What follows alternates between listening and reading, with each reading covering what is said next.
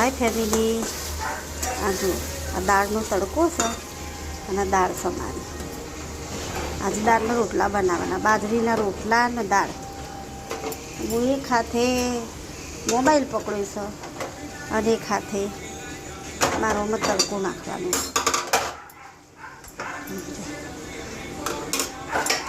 શું કરું, કોઈ સપોર્ટ બનાવો હોય પછી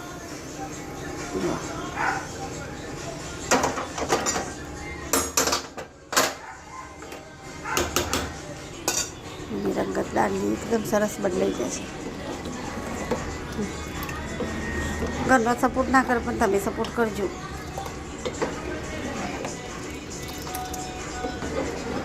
અને થોડું પાણી રેડી કહો તો દાળ રેડી અને આ બધું આમાં નાખી દઉં.